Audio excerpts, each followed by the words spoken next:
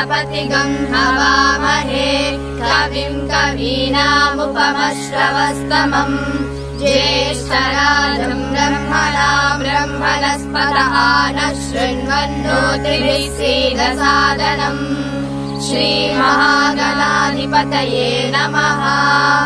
ॐ प्रणो देवी सरस्वती वाजेर्वाजनीवती धीनामभित्र्यवतु। श्री सरस्वत्यै नमः। श्री गुरुभ्यो नमः। हरिः ओम्। तैत्तिरीयोपनिषदि शिक्षाध्यायवल्ली एकादशः अनुवाकः।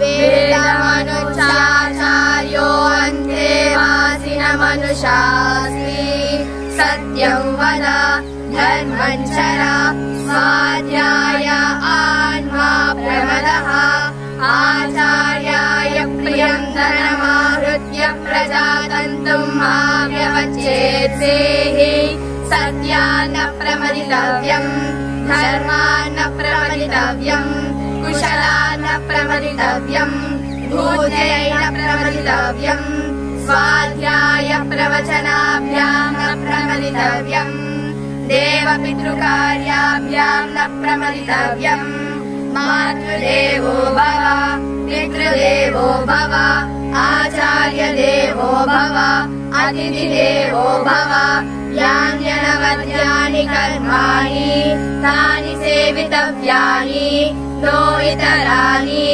यान्यस्माकं सुचरितानि तानि त्वयोपास्यानि नो इतराणि ये केशास्मच्छ्रेयासो ब्राह्मणाः तेषां त्वयासनेन प्रश्वसितव्यम् श्रद्धया देयम् अश्रद्धया देयम् श्रिया देयम् धिया देयम् धिया देयम् संविदा देयम् अपयदिते कर्म विचिकित्सा वा वृत्तविचिकित्सा वा स्यात् ये तत्र ब्राह्मणाः सम्मर्षिणः युक्ताः अयुक्ताः अलुक्षा धर्मकामा स्युः यथा ते तत्र वर्तेरन् तथा तत्र वर्तेताः अदाभ्याद्यादेषु ये तत्र ब्राह्मणाः सम्मर्षिणः युक्ताः अयुक्ताः अलुक्षा धर्मकामा स्युः यथा तेषु वर्तेरन् तथा तेषु वर्तेताः एष आदेशः एष उपदेशः एषा वेदोपनिषत् एतदनुशासनम् एवमुपासितव्यम् एवमुचैतदुपास्यम्। భావార్థం వేదాధ్యయనాన్ని పూర్తి చేసుకున్న బ్రహ్మచారికి ఆచార్యుడి ద్వారా ప్రబోధించే ఉపదేశం. జీవితంలో ఎప్పుడు సత్యాన్ని పలకాలి, ధర్మాన్ని ఆచరించాలి. వేదాధ్యయనాన్ని సత్గ్రంథ పఠనాన్ని సద్విచారములకు ఎప్పుడు విడిచిపెట్టకు. ఆచార్యుడిని గురుదక్షిణ ద్వారా సంతోషపెట్టి వారి అనుమతిలో గృహస్థ ఆశ్రమాన్ని స్వీకరించాలి. సత్యం పలుకులలో ప్రమాదం చూపకు. ధర్మ కార్మికుల యందు మరియు కుశల కార్మికుల యందు ఎప్పుడు ప్రమాదం చూపకు.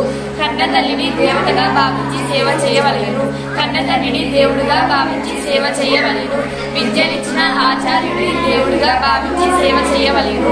ఇంటికి వచ్చిన సన్యాసులను విద్వాంసులను గురువులైన అతిథులను తిప్పవలెను. నా వద్ద ఉంటూ నేర్చుకున్న నా యొక్క మంచి ఆచార వ్యవహారములను సచ్చరితను మాత్రం నిర్వహించవలెను. నాకంటే మించిన విద్వాంసులను పూజించవలెను, గౌరవించవలెను.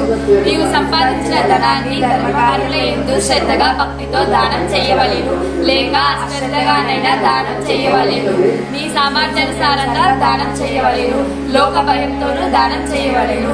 సంపూర్ణ విశ్వాన్ని కుటుంబంగా భావించి మిత్రదృష్టితో సహాయాన్ని అందజేయవలెను. నీకు ధర్మ కార్యుల యందు ఆచార వ్యవహారముల యందు ఏదైనా సందేహం ఉంటే వేదాధ్యాయులైన స్త్రీలు, శ్రోత్రియులు, బ్రాహ్మణిష్ఠులైన బ్రాహ్మణుల వద్దకు చేరి నీ సందేహాన్ని వృద్ధి చేసుకోవలెను. ఇదే మా ఆదేశం, ఇదే మా ఉపదేశం. ఇలాగా ఉంటేనే నువ్వు ఆనందమయ జీవితాన్ని గడపగలుగుతావు. ఓం శాంతి శాంతి శాంతి. శ్రీ పరమ